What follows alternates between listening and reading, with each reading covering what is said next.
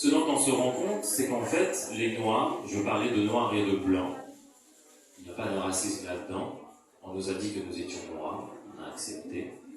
Ils nous ont dit qu'ils étaient blancs, donc on parle de noirs et de blancs. Il faut savoir qu'il y a des spécificités. Justement, je vais parler des spécificités que ma mère, Dame Watt, a eu à me dire, et c'est ce qui a fait que je me suis mis totalement à son service, parce qu'avant j'étais dans le monde de la finance, j'étais très proche de ce qu'on appelle les salles de marché, donc les transactions, on voit des gros millions qui transitent et c'était super. Et en fait, ce qui m'a fait arrêter de travailler dans le monde de la finance, je vais revenir à Dame Watt, en fait c'est la naissance de mon premier garçon. Donc on est dans le salon, maman, bébé, et aussi les papas, j'insiste encore, Mme Goody. Mais j'étais dans la banque finance et pour les papas, vous savez, lorsqu'on va au niveau de la mairie, on fait la pré-reconnaissance et on dit profession du père. Je dis banquier.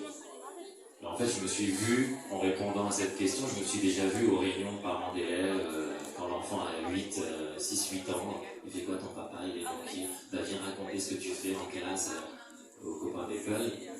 Et en fait, je savais pas quoi dire. Je me sentais pas fier d'expliquer ce que je faisais vraiment en banque en fait. Et moi j'aurais bien voulu être le super-héros de mes enfants. Donc si mon nom ne reste pas quelque part, c'est un peu compliqué. J'aurais juste été le bon employé et tout. Et en fait, c'est avant la naissance de mon premier fils que j'ai tout lâché. Je me suis mis en tant qu'indépendant. J'ai beaucoup perdu pendant des années en Afrique et en même temps j'ai beaucoup gagné. Et au moment en fait où j'étais un peu entre deux, c'est là où j'entends un audio de cette dame qui prétend soigner les cheveux avec juste des produits naturels. Souvenez-vous, je vous ai dit que moi je savais, je suis dans la banque, que la femme noire consomme beaucoup plus dans la cosmétique. C'est dans les années 2010-2011. Donc tissage, défrisage, mèche, c'était au top. Il y avait même des femmes qui résistaient, qui étaient naturelles, jusqu'au diplôme. Mais au premier entretien, elles se sentaient comme obligées de se défriser. C'est pas la même époque, mesdemoiselles, quand vous voyez des mamans de 50, 60 ans qui ont des problèmes capillaires, elles n'ont pas le même passé. On se vante beaucoup des vergetures, et j'en suis très fier, ce sont des cicatrices de guerre, mesdames, c'est vrai. Mais je pense qu'aussi les traumas sur la tête, c'est important pour les jeunes filles, pour qu'elles comprennent aussi le chemin à ne pas traverser, on va dire. Donc, parfois, je sais que c'est pas facile, mais parfois on peut aussi en être fier, au moins dans l'intimité, mais de bien montrer à ses filles, à vos filles déjà, que ce n'est pas forcément bon. Donc quand j'ai écouté l'audio de Feu Dame Watt, j'y suis allé et je lui ai dit que j'allais me mettre à son service. Et c'est de là donc qu'elle m'explique le fameux diagramme qui va vous expliquer qu'à la naissance, on est tous ce qu'on appelle à la situation d'équilibre. Blanc, noir, asiatique, tout va bien. Par contre, on va se rendre compte qu'en grandissant, la peau blanche est une peau à tendance grasse. Quand je dis à tendance grasse, ça veut dire que si on prend une personne blanche, et si elle ne se lave pas pendant 3-4 jours, elle va commencer à briller. Il y aura un excédent de sébum. Les cheveux vont commencer à coller, etc. parce qu'il y a trop de sébum qui sort. Donc là, il va se considérer comme sale, parce qu'il n'a pas entretenu ses cheveux. Donc il lui faut des produits qui auront pour mission de le remettre à l'équilibre.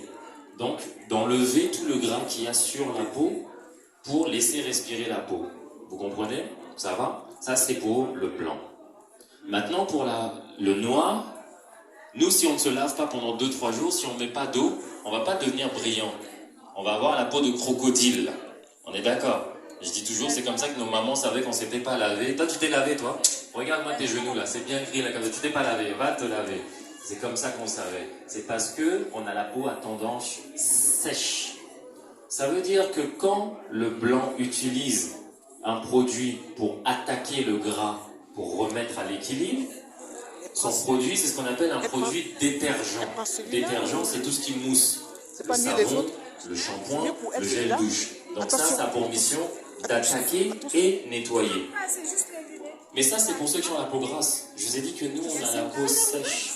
Ça veut dire que chaque fois qu'on utilise ça, qu'est-ce qu'on fait? On attaque notre peau. C'est la raison pour laquelle, une fois qu'on a attaqué notre peau, nous, surtout vous, mesdames, vous direz toujours que vous êtes en retard parce qu'il fallait mettre la crème. Alors que la femme blanche, elle, quand elle a fini sa douche, elle n'a pas besoin de mettre de crème. Parce qu'elle revient à l'équilibre. Alors que nous, on a déjà la peau sèche, on met un produit qui a pour mission d'attaquer, donc il attaque ce qu'il trouve. S'il n'y a pas de gras, pas de problème, il y a de la peau, j'attaque la peau. Donc il attaque votre peau. C'est pour ça que, juste après vous êtes lavé, vous cherchez encore le lait de toilette, etc. pour revenir à l'équilibre. Nos anciens, je vous la fais courte, parce que le masterclass, je mets 7-8 heures, nos anciens estimaient que pour se laver, c'était très simple. Si votre peau est trop sèche, ben, il faut lui donner à manger et la nettoyer en même temps. Et ils ont décidé d'utiliser des huiles. Moi-même que vous voyez, ça fait des années, donc plus de 15 ans, parce qu'on est né à 14 ans, donc plus de 15 ans que je ne me lave exclusivement qu'avec des huiles. De la tête aux pieds. Mes cheveux sont nettoyés avec des huiles, là je suis en plein soin, avec des huiles, mon corps, tout le corps avec des huiles. Ça fait depuis des années que je le conseille à plusieurs femmes, à plusieurs mamans, etc. Mais déjà comprenez, puisqu'on est dans la thématique, que ce que je vous recommande de mettre sur les enfants, ce sont déjà des huiles. Plutôt que des produits détergents, puisque comme on vous a dit, ça a pour mission d'attaquer. Et là, c'est une petite parenthèse pour les mamans qui disent souvent, quand vous mettez le bébé dans l'eau, dans la baignoire, et qui commence à pleurer, il se peut que, en fait, les produits cosmétiques, ils picotent la peau. Je vous en parle, moi, d'expérience, parce que depuis des années, j'avais arrêté d'utiliser des produits détergents. Et une fois, je me retrouve en mission dans un hôtel, j'ai oublié mes petites fioles d'huile, et je me dis que depuis gamin, j'ai toujours utilisé les gels douche. Et en fait, juste après ma douche, ça m'a picoté sur tout le corps. Je pensais que je faisais une allergie, et je me suis souvenu que j'ai mis des produits détergents. Donc j'ai dû demander à la réception de m'apporter de l'huile d'olive pour soulager ma peau. Donc quand on vous dit parfois, vous avez le bébé, dès que vous le mettez dans l'eau du bain, et qu'il commence à crier, etc., c'est pas forcément que l'eau est trop chaude, c'est pas forcément qu'il est allergique à l'eau, c'est ce que j'entends, parce que l'enfant il sort quand même du liquide amniotique. Au passage, il sort du liquide amniotique. Après, pour ceux qui vont dans le spirituel, ils vont dire « Ah, peut-être que dans une autre vie, il s'est noyé. » Ça, moi, je ne peux pas répondre, j'y étais pas. Mais je dis juste que, déjà, le fait de ne pas utiliser des produits détergents, qui, je vous le dis, ont pour mission d'attaquer et nettoyer, déjà, on agresse beaucoup moins la peau d'un petit bébé. Donc, il y a déjà ça. L'odeur. Bébé, il bat, il pète, il fait caca, etc. Mais si vous commencez déjà à bombarder avec des parfums, ça risque d'être compliqué. Ça risque d'être vraiment compliqué. Parce que là, c'est toutes les voies nasales. On vous a dit cosmétiques, c'est les muqueuses. Donc là, en fait, c'est comme s'ils se brûlaient en inspirant à chaque fois toutes ces choses-là, en fait. C'est de l'alcool, déjà. Dans la plupart des parfums, il y a de l'alcool. Donc je vous laisse juste imaginer ce que ça fait. En fait, vous le savez. Je fais juste que vous dire des choses parce que je prends le temps d'observer. C'est mon métier, entre guillemets. Donc ça veut dire aller avec les choses les plus simples possibles. Donc quand Dame Lewatt m'explique qu'en fait, on peut laver avec des huiles et qu'en fait, on ne perd pas autant de temps, je me dis, mais pourquoi est-ce qu'on vend quasiment que ces produits-là? Pourquoi est-ce qu'il y a autant de femmes qui sont chauves, qui sont ci, qui sont ça? Et en fait, elle me regarde en me disant, bah, les gens ne veulent pas entendre. Donc moi, j'ai dit, bah, puisque c'est ça, bah, je vais travailler pour vous. Donc j'ai travaillé avec elle pendant quelques années. Ensuite, on s'est séparés. Et de là, j'ai décidé de continuer à faire ça parce que ça m'avait vraiment mordu, ce virus, puisque moi, j'étais venu à l'Institut Gilles Deleuze pour me faire de l'argent. Capitaliste quand même, cosmétique, la femme noire achète, super. En plus, c'est du naturel. Mais en fait, lorsque les femmes arrivaient, on faisait ce qu'on appelle des diagnostics. Et ce que j'ai vu d'abord, c'est deux choses. C'est la souffrance et l'ignorance. Parce que là, on parle de maman, mais je ne sais pas si vous savez, il y a des hommes ici qui sont là.